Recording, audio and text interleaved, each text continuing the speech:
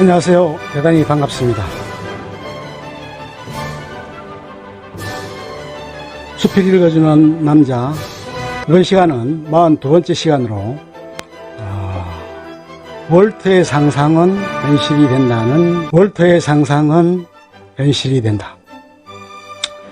본래 원제로 되어져 있었던 것은 월터의 비밀스러운 생활이라고 했던 것을 바꿔서 월터의 상상은 현실이 된다라고 번역을 해서 2013년도에 개봉이 되었다. 그리고 2017년에 다시 재개봉이 된 작품이다. 월터 역을 맡은 이는 벤 스틸러로 감독까지 맡았다. 상대 역은 세릴 역 크리스틴 위거를 맡은 상대 배우는 같은 회사에 근무하는 재무과 직원이었고 12살 아들을 둔 싱글맘이었다. 그녀는 라이프지에 막 들어온 상황이었다. 월터 미티는 16년 차였다. 필름을 현상하는 파트의 팀장으로 근무하고 있었다.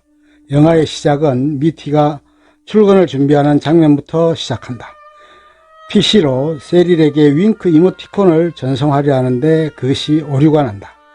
프로그램을 운영하는 회사는 이하몬이라는 남녀 간의 만남 주선 사이트 회사였다. 토드 마흐, 패턴 오스왈드 분과 대역을 소화했다. 이에 관한 원인은 프로필에 공란을 남겨둔 탓이었다. 이런 사정을 모르는 마티는 그것을 가지고 마흐에게 항의하고 왜 전송이 되지 않느냐고 따지는 것이었다. 그리고 그것은 출근길 지하철역까지 이어진다. 그리고 급기야 전철까지 놓치는 원인을 제공한다. 그러던 와중에 미티의 상상력이 발휘된다. 미티는 건물 속으로 미끄러지듯이 들어가 세리를 구해낸다. 그 후 곧바로 폭탄에 의해 건물은 폭파되고 순식간에 주변은 아수라장이 된다. 마티가 출근하는 길에 여동생이 생일을 맞은 마티에게 케이크를 선물로 보낸다. 그리고 고문형도 준다. 그것을 들고 출근하던 마티는 자신의 회사가 주말 사이에 M&A를 당했다는 것을 알게 된다. 그리고 인수 담당 임원인 테드 핸드릭스, 애덤 소롭분과 마주친다. 마티의 상상에 의해 두 사람은 불꽃 튀기는 대결을 펼친다. 마티의 취미는 멍 때리며 상상하기이다. 전설적인 사진작가 숀 오코넬, 숀 펜 분이 보내온 25번째 필름을 현상해서 그것을 다음 호의 표지에 올려달라는 메일을 받는다. 그런데 25번째 필름이 오리무중이다. 사진의 원판인 필름과 함께 그동안 고생한 월터를 위해 숀이 지갑을 선물했다. 가죽 지갑으로 숀의 그동안 노고에 대한 감사와 답례를 겸한 것이었다. 마티는 결국 표지 사진의 필름을 찾기 위해 숀을 찾아 떠나는 여행에 나선다. 그 25번째 사진에는 인생의 정수가 담겨져 있다는 설명이었다.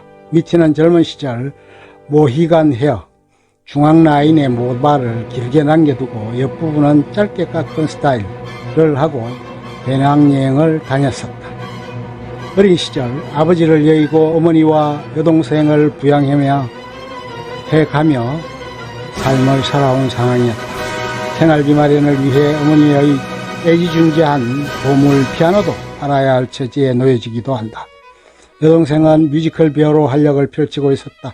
세릴은 재무 관련 부서에서 일하고 있기 때문에 숀의 거주지를 알 수 있어 그 정보를 월터에게 제공하고 적극적으로 협조한다. 그곳은 그린란드였다. 그가 용역료로 수령해간 최후 거주지는 외진 그린란드였다.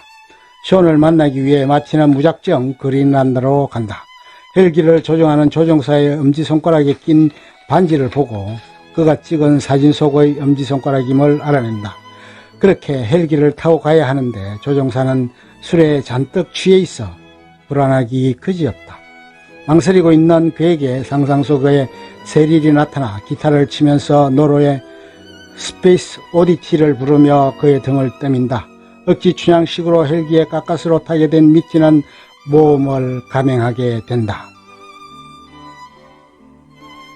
쇼온이 있을 것으로 예상되는 배를 만나게 되고 그는 마땅한 헬기 착륙장이 없는 상태에서 물속으로 뛰어내린다.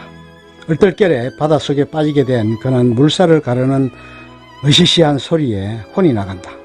배 위에서 그것은 돌고래라고 안심을 시킨다. 그는 죽으라 헤엄쳐 위기에 벗어난다. 그리고 난 후 물속을 보니 그것은 상어였다. 그의 구사일생으로 살아난 셈이었다. 그가 배 위에 올라가 쇼온을 찾았으나 그는 이미 아이슬란드로 떠난 뒤였다. 다시 길을 재촉해서 아이슬란드로 간다. 를 렌트해서 돌아다니며 쇼온의 행방을 수소문 하고 그 뒤를 쫓는다. 그는 어렸을 때 스케이트보드 선수였다. 조그만 돌을 천으로 감아 손에 묶은 뒤 그것으로 코너링을 기가 막히게 하면서 질주한다. 마찰을 최소화하면서 부상을 방지하기 위해 그렇게 한 것이었다. 쇼온이 찍으러 가는 장면은 화산이 폭발하는 장면이었다. 경비행기 날개 위에 올라가 사진을 찍으려 하는 모습을 보여준다. 마을 사람들이 다 도피행을 감행하는 가운데 월터도 겨우 사지에서 빠져나오게 된다. 그는 결국 쇼온을 만나지 못한 채 회사로 돌아온다. 그런데 그는 합병한 회사의 임원인 핸드릭스로부터 해고 통지를 받는다. 그리고 집에서 지내던 중에 쇼온의 사진의 한 단서를 발견한다. 그것은 어머니가 찍은 피아노 한쪽 면의 사진이었다. 결국 그는 다시 채비를 해서 쇼온을 찾아 히말라야로 향한다. 헬프를 2명 고용해서 산을 오른다. 그러던 중 헬프도 더 이상 도움을 줄 수 없다며 떠나자 월터는 혼자가 된다. 엄청난 고생을 한 연후에 바위 산자락에서 눈표범을 모습을 찍으려는 그를 만난다. 표범은 용의주도하게 걸음을 옮기며 나타난다. 그런데 쇼는 꼼짝도 하지 않는다. 월터는 애간장이 탄다. 왜 이 귀한 순간에 셔틀을 누르지 않느냐고 한다. 그러자 쇼의 답변이 걸작이다. 어떤 때는 안 찍어. 아름다운 순간이 오면 카메라로 방해하고 싶지 않아. 그저 그 순간 속에 머물고 싶지. 그래서 나는 저기 그리고 여기라고 한다. 그리고 아래로 내려가 원주민들과 공차기를 하며 어울린다. 그가 보낸 25번째 필름은 지갑 속에 있다고 한다. 그런데 월터는 그것을 쓰레기통에 버렸다. 그런데 구사일생식으로 그 모친이 그것을 귀히 여겨 잘 보관해두고 있었다. 그는 기국에서 어머니로부터 직업을 돌려받고 사진을 현상에서 핸드릭스에게 갖다 준다. 그 사진의 장면은 월터가 일이 일중에서 분수대의 가장자리에 앉아 필름을 살펴보는 장면이었다.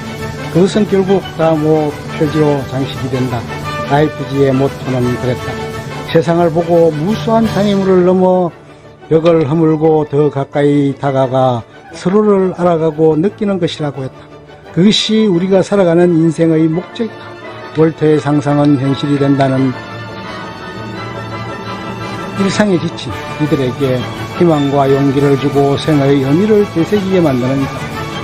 모든 사람이 제대로의 인생의 의미를 깨우치고 삶의 목적을 찾는 작은 모티브를 발견할 수 있기를 기대해 본다.